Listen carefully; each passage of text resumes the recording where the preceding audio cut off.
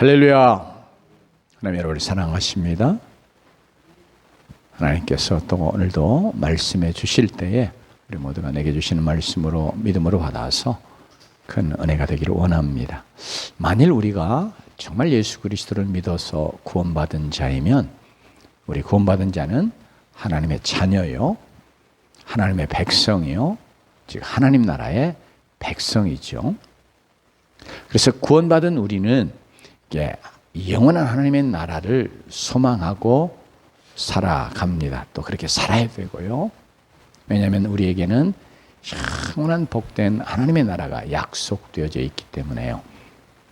동시에 우리가 하나님의 나라는 저편 어딘가에, 그리고 이제 또 영원한 때에 우리에게 주어지는, 우리가 들어가는 그런 나라로서만이 아니고 이 땅에 하나님의 나라가 임하여 와서 그 하나님 나라가 이루어져 가다가 영원한 하나님의 나라가 완성되는 것이거든요. 그래서 이 땅에 임한 하나님 나라의 백성이라 그렇게 우리 구원받은 하나님의 자녀, 하나님의 백성을 그렇게 말할 수 있어요. 그러니까 우리는 이 땅에 임해서 이루어져가는 그런 하나님의 나라를 우리가 누리면서, 그리고 하나님 나라를 이루어가면서 사는 자들이 돼야 합니다. 특별히 하나님 나라의 모습을 사도 바울이 한 가지 이렇게 말씀한 내용이 있어요. 하나님 나라를 먹고 마시는 것이 아니라 의와 평강과 희락이라. 성령 안에서 의와 평강과 희락이라고 말씀했습니다. 특별히 이제 하나님 나라를 누린다는 거, 하나님 나라의 삶을 산다고 하는 거, 하나님 나라의 백성으로 산다고 하는 것은 즉 하나님을 왕으로 모시고 하나님 다스림과 통치를 받으면서 사는 것이고, 그 왕 되신 하나님의 말씀을 우리가 잘 준행하면서 살아가는 것이고, 동시에 이제 성령 안에서 성령을 통해서 우리에게 주시는 의와 평강과 희락을 누리면서 살아가는 것이 하나님 나라의 백성으로 하나님 나라를 누리며 사는 것이라 말할 수 있습니다. 어때요? 정말 우리가 의를, 이건 뭐 하나님과의 그리고 사람과의 바른 관계, 또 우리가 하나님 앞에서 행하는 바른 행위, 뭐 이런 걸 다 의라고 말할 수 있는데요. 의를 누리고, 그리고 정말 우리에게 하나님이 주시는 평강이 넘쳐나면서 우리가 하나님 주시는 또 기쁨, 희락이 우리의 삶 속에 늘 같이 해야 되겠는데요. 실제로 우리의 삶의 모습이 그렇지 못한 것을 많이 보잖아요.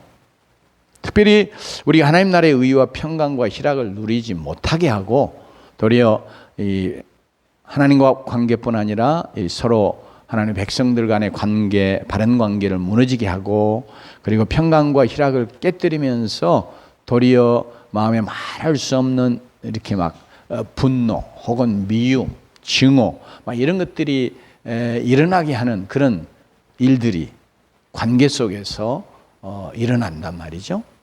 이것이 하나님 나라의 영역에 속하는 가정에서도 그러하고, 또 하나님 나라의 중심이 되는 교회 안에서도 이런 일이 일어나요. 정말 화나게 만들고 미워하게 만드는, 미워할 수밖에 없게 만드는 그런 죄, 그것을 누군가 내게 막 범하는 거예요. 그러면서 엄청난 상처를 주고 엄청난 해를 끼치는 그런 잘못을 범하는 자들이 있단 말이에요. 그럴 때 하나님의 백성인 우리가 어떻게 해야 할까 하는 것 관계에서 오늘 특별히 우리가 너무 잘 아는 1만 달란트 빚진 자의 비유라, 너무 잘 아는 말씀이잖아요. 이 비유의 말씀을 통해서 우리 주님께서 내게 죄를 범하는 자, 내게 해를 끼치는 자, 그래서 내 마음에 정말 분노를 그리고 미움을 일으키게 만드는 그런 자들에 대해서 우리가 하나님 나라의 백성이라면 어떻게 해야 될 것인가 하는 것을 가르쳐 주고 있는 그런 말씀입니다. 참 이게 쉽지 않은 말씀이에요. 정말 우리의 삶 속에서 이 말씀을 따라 살아가는 것이 너무 말로는 쉬운 것 같고, 그리고 머릿속으로는 그래, 또 그래야지, 뭐 이런 생각들이 우리 안에 자리 잡았는데, 실제 삶의 현실 속에서 또 이 상황 속에서는 우리가 이것을 잘 실천하지 못하는데, 다시 한번 이 말씀을 통해서 우리가 하나님 앞에서 혹시라도 정말 내게 잘못하는 자들, 내게 죄를 범하는 자들, 내게 해를 끼치는 자들, 그런 자들이 내 곁에 있어서 내가 늘 괴로움 당하고, 또 그러면서 내 마음속에 말할 수 없는 어떤 분노나 미움들이 일어나는 그런 삶 속에 있다고 그러면, 다시 한번 이 말씀의 가르침을 우리가 믿음으로 받고 아멘으로 받아, 그리고 이 말씀이 우리의 삶 속에 이루어지는 그런 삶을 살아가는 주의 백성들이 되기를 원합니다. 한마디로 이게 하나님 나라는 하나님의 왕 되신 하나님의 용서를 체험하고 그 용서를 베풀며 사는 나라라 하는 것을 특별히 오늘 말씀을 통해서 우리 주님이 가르쳐 주고 계십니다. 이 말씀은 그냥 예수님이 단순한 가르침을 베푸는 과정 속에서 말씀해 오신 말씀이 아니고, 이제 예수님의 제자 중에 수제자라 그렇게 불리는 베드로가 예수님에게 나와가지고 질문을 했어요. 이제 그 앞부분에 이제 교회와 관계에서 쭉 말씀을 해 오시고 있습니다. 그러니까 이 말씀의 중심이, 우리가 이제 하나님의 나라 이야기했는데, 하나님 나라의 중심이 사실은 이 땅에서는 교회거든요. 그러니까 이 교회에서의 믿음의 형제들과의 관계, 이런 문제를 특별히 주님이 더 강조적으로 가르쳐 주시는 말씀이라고 생각할 수 있는데요. 아마 베드로가 상처 입을 일이 있었던 것 같아요. 그러니까 예수님에게 나와가지고, 형제가 만일 내게 죄를 범하면 몇 번이나 용서해 줘야 할까요? 그러면서 자기가 스스로 답을 내놔요. 7번까지 하면 되겠습니까? 이렇게. 7번 굉장한 거잖아요. 그죠? 우리 한 번 용서하기도 힘든데, 베드로가 예수님에게 이제 아마 자신이 내가 이렇게까지 해볼 이런 사람입니다, 이런 거 좀 나타내보고 싶었는지 몰라요. 7번까지 하리까? 근데 주님이 뭐라고 말씀하시냐면, 7번뿐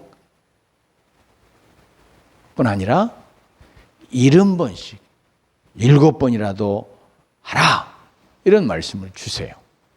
그냥 숫자상으로 생각해 보면 70에다가 7번을 더 곱하니까 490번이잖아요. 그러니까 이건 사실은 우리가 상상할 수 없는 거예요. 그러니까 이 말은 항상 또 계속해서 용서해라, 이런 말씀을 달리 표현하는 것이라고 볼 수 있어요. 누가 내게 잘못할 때 내가 한두 번 용서해 줄 수가 있잖아요. 우리가 그러면서 이번에도 또 그래, 이런 식으로 우리가 화를 내는 경우들이 우리의 삶 속에 다반사단 말이에요. 근데 주님이 이렇게 말씀해 주셨어요. 특별히 여기 우리의 본성을 생각하면 이게 정말 감당하기 어려운 말씀이잖아요. 그리고 특별히 이 말씀을 들은 베드로, 그게 유대인으로서는 이게 도저히 받아들일 수 없는, 특별히 그 사회의 문화가 이건 도저히 정말로 받아들일 수 없는 그런 가르침이었어요. 왜냐하면 유대 사회에서 교사요, 이제 영적인 지도자라고 불리는, 그래서 이제 아비라고까지 부르거든요. 그는 아비는 절대적인 권위를 갖는 분으로 높여서 부르는 그 칭호가 아비예요. 우리가 육신의 아버지 생각하면 지금이야 좀 세태가 바뀌어서 그러지만 얼마 전까지만 해도 가장이 거의 절대적인 가정에서의 권세를 행사하잖아요. 그죠? 아버지가 뭘 말하면 그 위에 토달았다가는 난리 나는 거예요. 이제 그런 절대적인 권위를 갖고 있는 존재를 유대 사회에서는 아비라 불렀어요. 랍비는 아비라 부름을 받는 사람 중에 한 사람이거든요. 지도자 중에. 그런데 그 랍비가 뭐라고 가르쳤냐면, 랍비들이요, 한 번은 용서해 줘라. 예외적으로 2번까지 용서해 주라. 그렇게 가르쳤어요. 그러나 그 이상 용서해 주는 것은 비참한 것이고 미친 것이다. 당시에 죄를 범하는 자를 이렇게 안가품하지 않고 용서해 주는 것은 우리가 생각하는 어떤 그런 너그러움이나 관용으로 그 당시에서는 여겨지지 않았어요. 그건 마치 무력해서 욕을 당하는 수치로 여겨졌어요. 혹시 영화 그 로미오와 줄리엣 영화 너무 유명한 영화잖아요. 그 영화 보면 앙숙이 된 두 집안의 싸움 이야기가 그 두 집안의 남녀가 사랑하는 그 사랑의 배경에 있잖아요. 근데 누가 가다가 어느 집안 쪽에서 가다가 저쪽 집안 사람 보면 가만히 놔두지 않는 거예요. 한 번이라도 시비를 걸어요. 근데 시비를 걸었는데 그냥 그쪽에서 그 시비 거는 걸 그냥 묵고하고 지나가는, 그건 그 집안의 그 가문의 도저히 받아들일 수 없는 수치예요. 그러니까 반드시 가서 어떻게 해요? 대갚음 해줘야 돼요. 그러다 보니까 그 두 집안이 계속 싸워 내려온 것이거든요. 이 유대 사회 이때 당시가 뭐냐면 제가 이제 한두 번 이야기한 것 같은데 명예와 수치의 사회예요. 문화가 그러니까 명예를 위해서 개인과 집안의 명예를 위해서 죽고 사는 거예요. 그러니 수치를 당한다. 이건 죽음으로 밖에 달리 그것을 풀어갈 수 있는 것이 없는 그런 문화예요. 그런데 누가 잘못을 내게 했어요. 내게 죄를 범했어요. 내게 해를 끼쳤어요.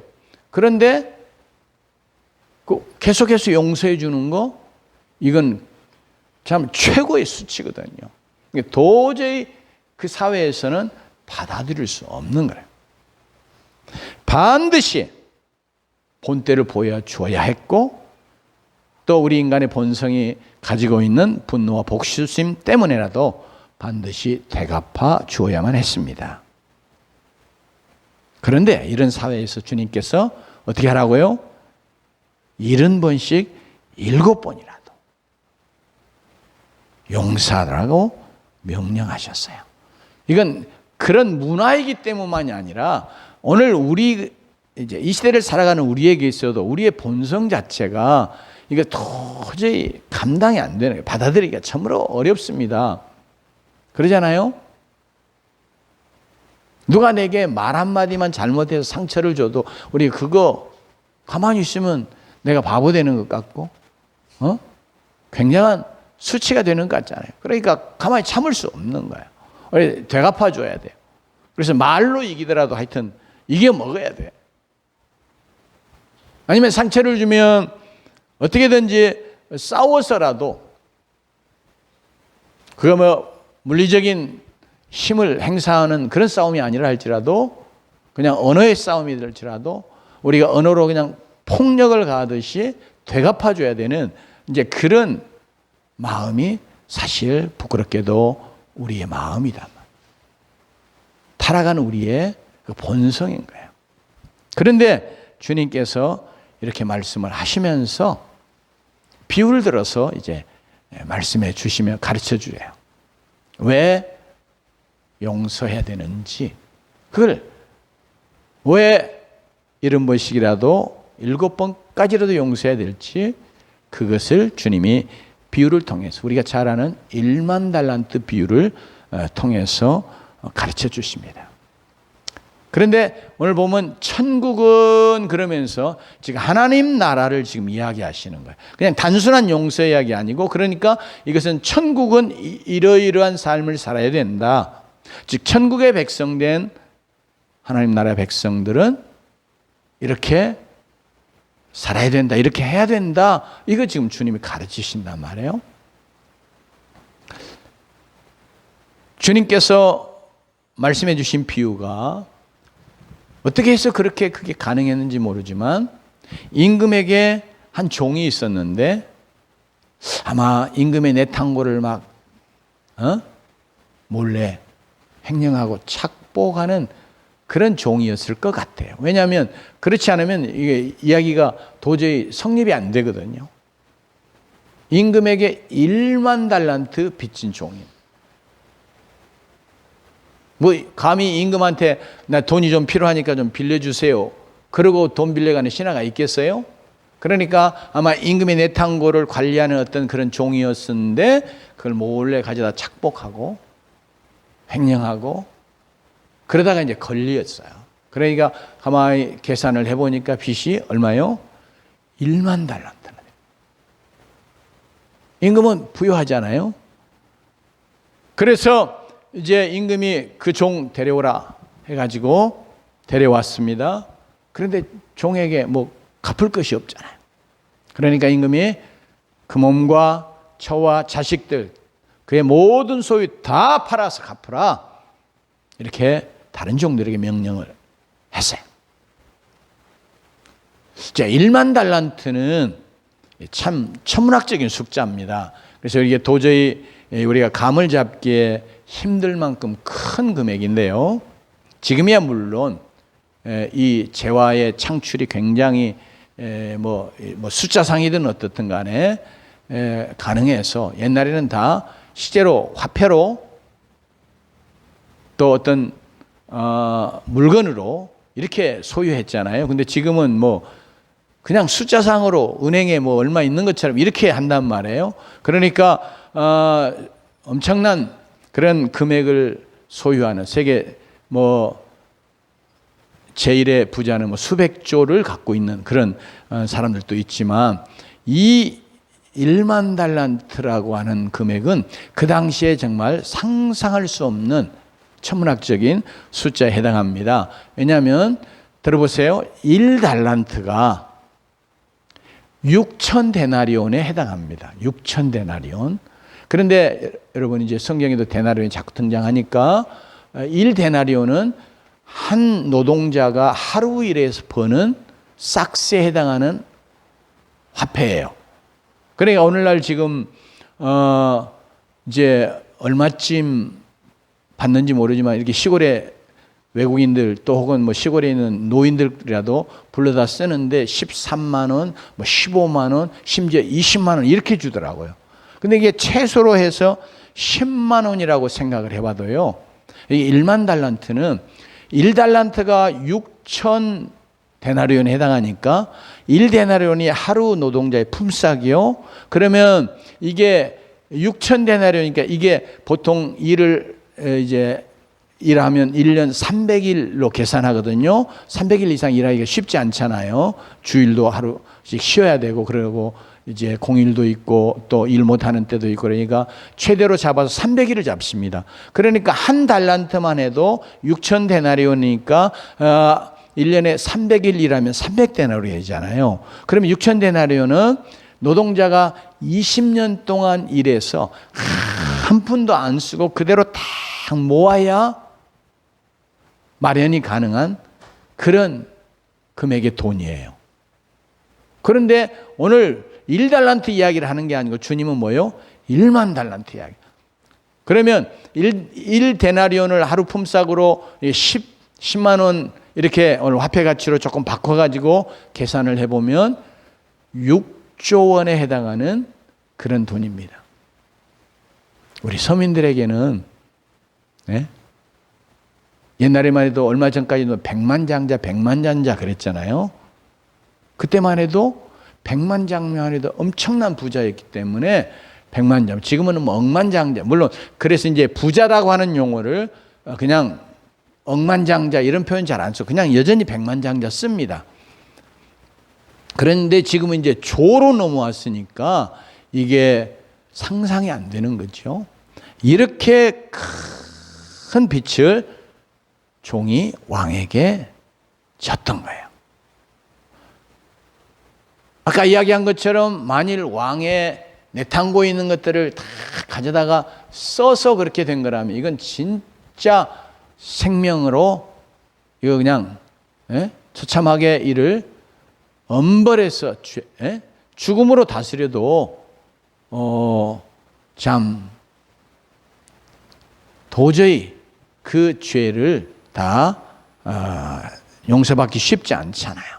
그런데 이 왕이 이렇게 1만 달란트 빚진 자를 데려와서 이제 그에게 자기 그 몸도 가족들의 다 처자식들의 모두 다 팔아가지고 갚으라고 그렇게 명령했을 때 이 종이 막 엎드려서 손발이 닿도록 비는 거예요.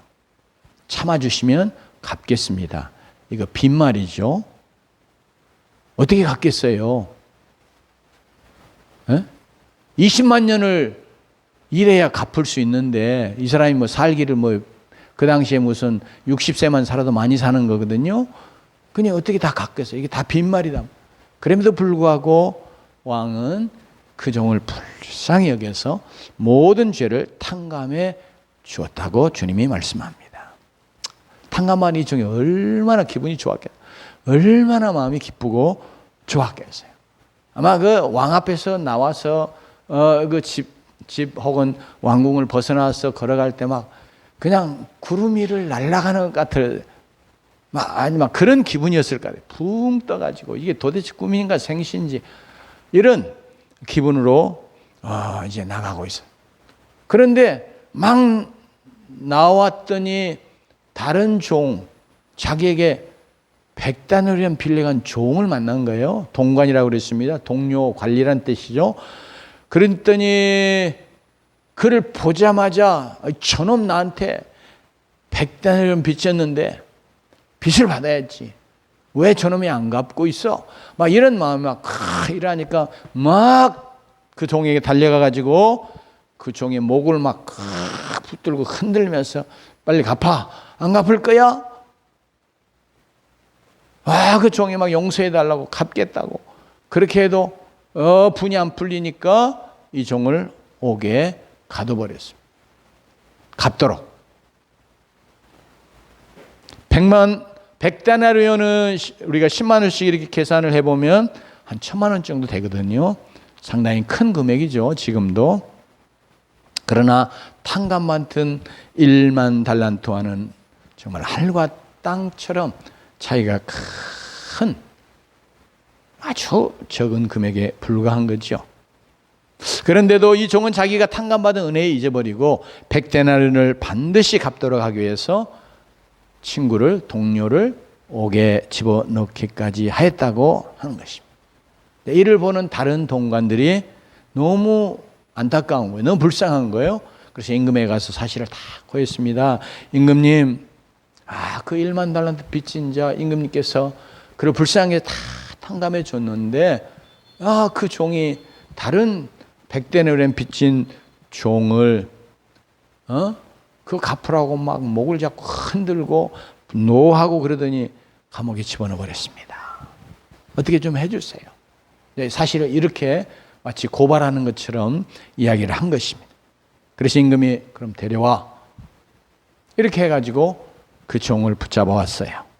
그러면서 임금이 악한 종아, 네가 빌기에 내가 네 빚을 전부 탕감하여 주었거늘 내가 너를 불쌍히 여긴 같이 너도 내 동관을 불쌍히 여김이 마땅히 아니하냐 하고 꾸짖으면서 그 빚을 갚도록 저를 옥조들에게 붙여버렸다고 말씀합니다.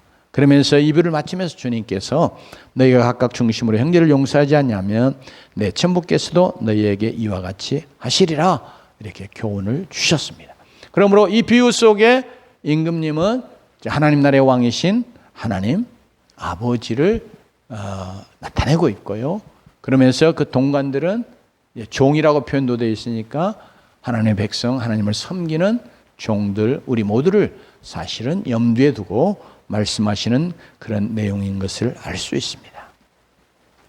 이 비유를 통해서 주님께서는 천국의 주인이시고 왕이신 하나님의 용서를 그 1만 달란트 빚진 자가 용서받은 것처럼 탕감받은 것처럼 우리 모두는 다 탕감받은 용서받은 그 은혜를 입은 자들이라고 하는 것을 가르쳐 주시면서 그러면서 이제 그렇게 용서 받았기에 그 받은 용서 때문에 그 받은 은혜 때문에 우리도 마땅히 용서하며 살아야 된다 하고 주님이 가르치고 계십니다.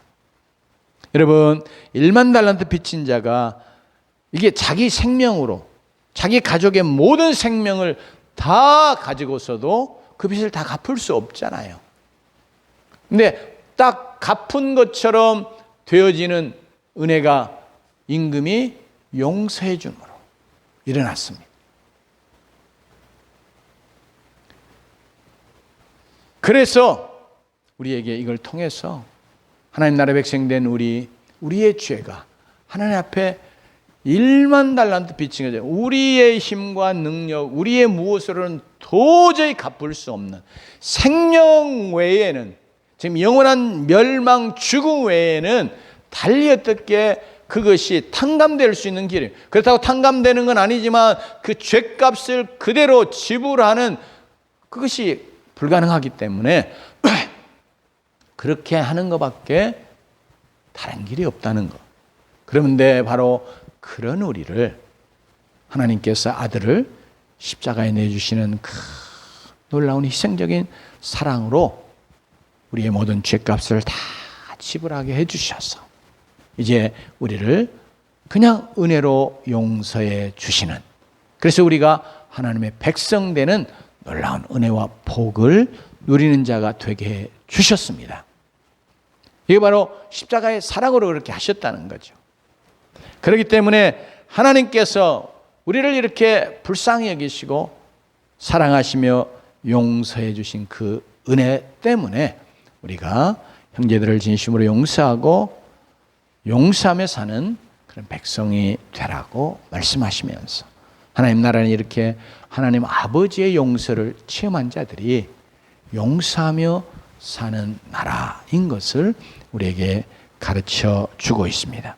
사랑하는 성도 여러분, 용서받았기에 용서하며 사는 것이 용서받은 하나님 나라 백성의 모습이고 또 어떤 점에서 본분이기도 하고, 그래야 하나님의 용서의 축복을 진정으로 온전하게 누리게 되는 것을 또한 가르쳐 주고 있습니다. 용서하며 살기로 이 시간 우리 마음에 다시 한번 굳게 다짐하십시다.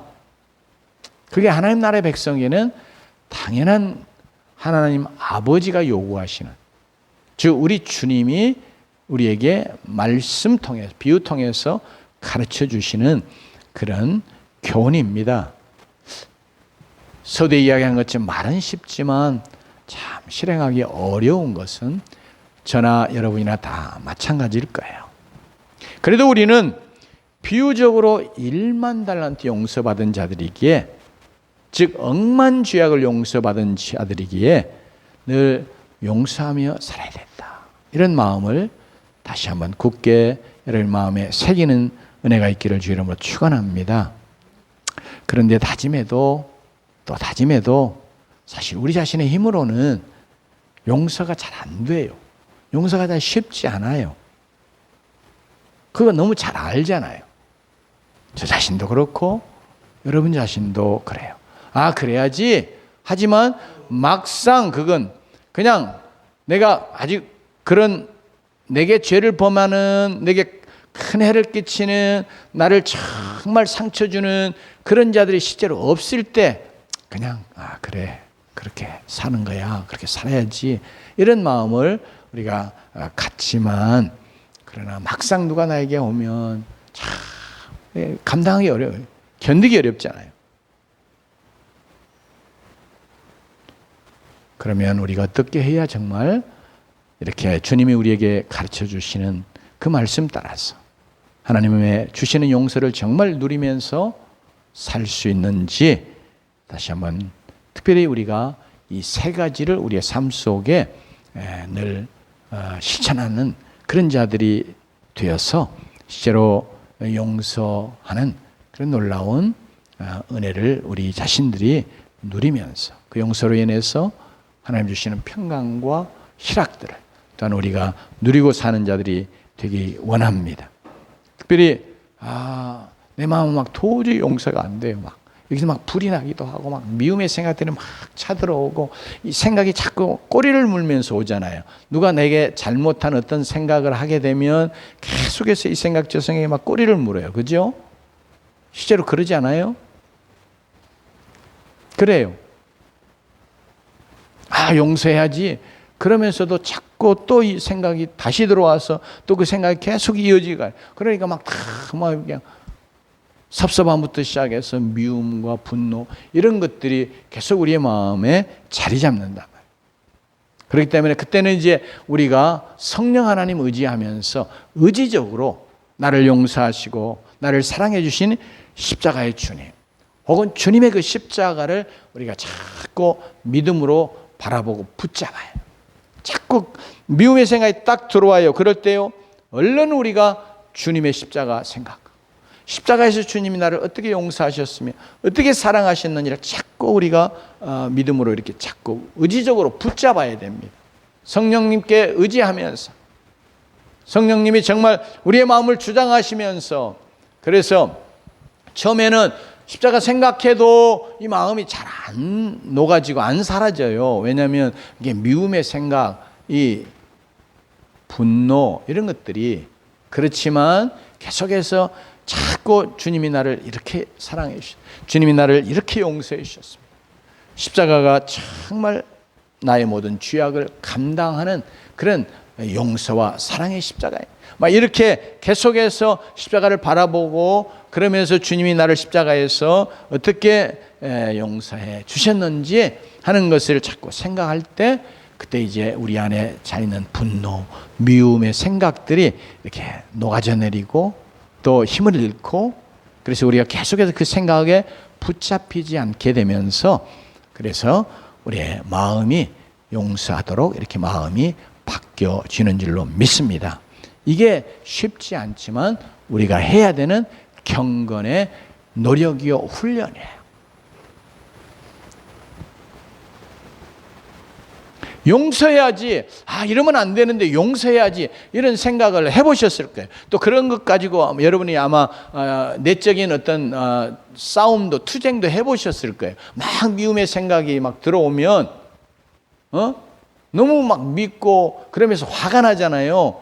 우리 한국 사람은 특별히 한의 민족이라고까지 부르는데, 우리 안에 이게 그렇게 한처럼 다 이렇게 여기 엉어리가 져 있단 말이에요. 특별히 뭐 지금 시대는 조금 다르지만 부부간에도 옛날 아내된 자들은 남편 때문에 얼마나 소가리를 많이 하며 살았습니까? 그러면 여기 안에 그냥 그게 막 이 분노에 혹은 미움에 어떤 이게 한이 돼가지고 엉어리져 있다면 이게 어떻게 녹아지겠어요? 잘 안 된단 말이에요. 그냥 문득문득 치밀어 오르는데 막 미움의 생각이, 분노의 생각이, 그때마다 우리가 가만히 있으면 생각이 꼬리에 꼬리를 물어요. 그러니까 딱 생각이 들어올 때 그때마다 주님의 십자가의 사랑과 용서 자꾸 우리가 생각해야 돼요. 그건 우리가 의지적으로 하는 겁니다. 믿음으로 자꾸 그렇게 십자가를 붙잡는 거예요. 그래서 그것이 우리의 마음속에 있는 미움과 분노를 녹이게 하고 또 밀어내게 하면서 우리가 사랑할 수 있는 혹은 용서할 수 있는 그런 사람으로 우리를 십자가의 능력이 바꾸어 주는 줄로 믿습니다. 미국에 두 아들을 두었던 어떤 여자 성도님의 이야기를 제가 읽어본 적이 있는데요. 이분이 이제 혼자서 어렵게 두 아들을 키웠어요. 그런데 이제 어느 날 둘째 아들이 밖에 나갔다가 골목에 깽조직의 일당에 쏜 총에 맞아 숨졌습니다. 미국은 굉장히 위험한 사회거든요. LA 제가 좀 있을 때도 이게 4시 이후에는 잘 못 나갑니다. 4시에서 이제 해가 막 이렇게 지려고 하는 그 시점 되면 이게 그냥 특별히 그 멕시코계 히스패닉이라고 부르는데 이들이 깽 조직이 많아가지고 그냥 지나가다가 차 타고 가다가 문 열고 총으로 그냥 쏴버려요. 아무 원한 관계가 없는데도 이런 일이 비일비재에 발생하니까 또 강도도 많이 당하고 그러니까 참으로 못 나가는데 이제 여기 이 성도의 둘째 아들도 그냥 그 조금 이제 늦은 오후 이렇게 골목길을 지나오다가 깡패 조직에게 총 맞아 죽게 됐어요. 이제 다 성년이 돼서 이제 거의 독립하고 이제 고생하면서 키웠는데 이제 다 큰 그런 나이가 됐을 때인데 이렇게 이제 비명 행사하게 되니까 너무나 고통스럽고 너무나 참 안타깝고 그 슬픔을 견딜 수가 없었어요. 그런데 그것 때문에 막 생각하고 기도하고 그럴 때 주님께서 그녀의 마음에 아들을 총으로 쏘아 죽인 것 때문에 이미 그 범인이 잡혀가지고 감옥에 들어가 있었거든요. 그 젊은이를 찾아가라는 그런 감동을 계속 주시는 거예요.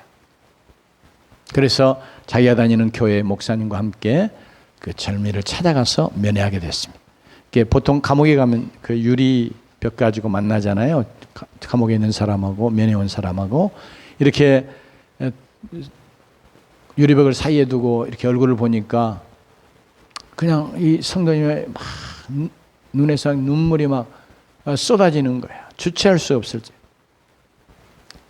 그러면서도 그 젊은이의 손을 이렇게 유리창 이렇게 돼 있는 그 공간으로 손을 넣어가지고 그 손을 잡으면서 예수님 때문에 나는 너를 용서한다. 예수님 때문에 내가 너를 사랑한다. 이제 네가 올바른 삶을 살아서 네 아들이 못다한 삶을 네가 대신 뜻있게 살아야 한다. 이런 고백을 그 젊은이에게 또 부탁을 하게 됐어요. 용서와 사랑의 말을 사실 원수와 같은 이 젊은이를 향해서 할 수 있었습니다. 다른 것이 아니고 그가 경험한 예수님의 십자가 사랑 때문에 이 여인이 그렇게 할 수 있었습니다. 그 젊은이를 용서할 수 있었습니다. 사랑하는 성도 여러분, 그래서 우리 늘 이렇게 미움과 분노가 쏟아올 때마다 자꾸 우리는 의지적으로 처음에는 잘 안 되지만 십자가를 바라보십시오. 십자가의 주님을 바라보십시오.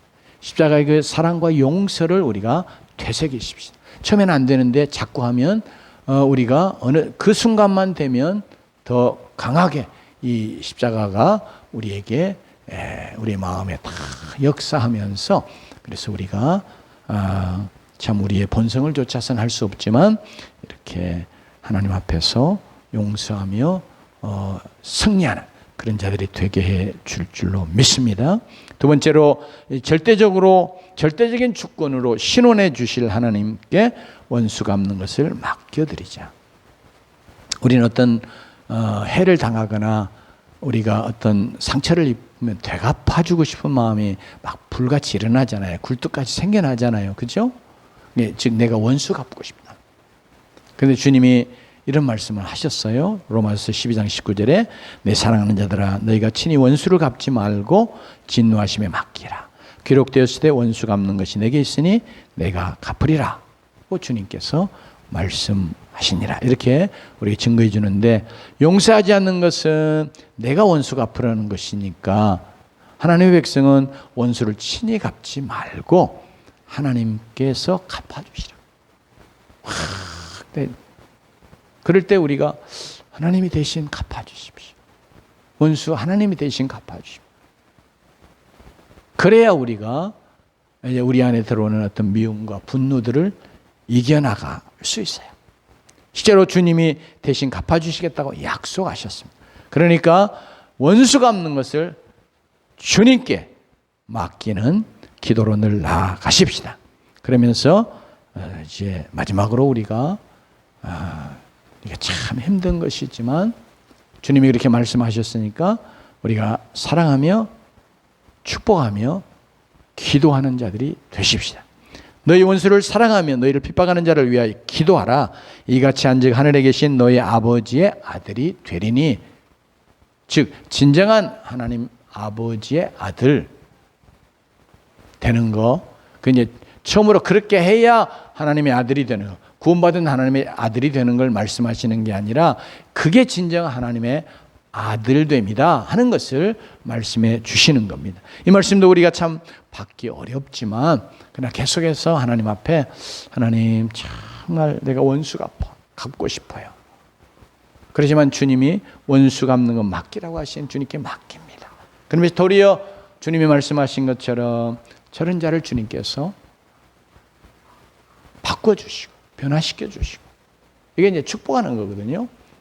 정말 하나님 앞에서 구원받는 자가 되게 해주시고 하나님의 백성이 되게 해주시고 이제 이렇게 우리가 축복하며 기도하는 기도자들이 되기를 원합니다. 이 세 가지를 계속해서 우리가 우리의 삶 속에서 실제로 적용해서 실천해 갈 때 우리의 삶 속에서도 우리가 정말 내게 죄를 범하는 자, 내게 해를 끼치는 자, 나를 정말 힘들게 하는 자들 우리가 용서하면서 그리고 하나님 나라의 백성답게 사는 자가 되고 그러면서 하나님 나라의 의와 평강과 희락을 여전히 누리면서 사는 승리하는 주의 백성이 되는 줄로 믿습니다. 이런 은혜가 있기를 주님으로 축원합니다. 기도하십시다.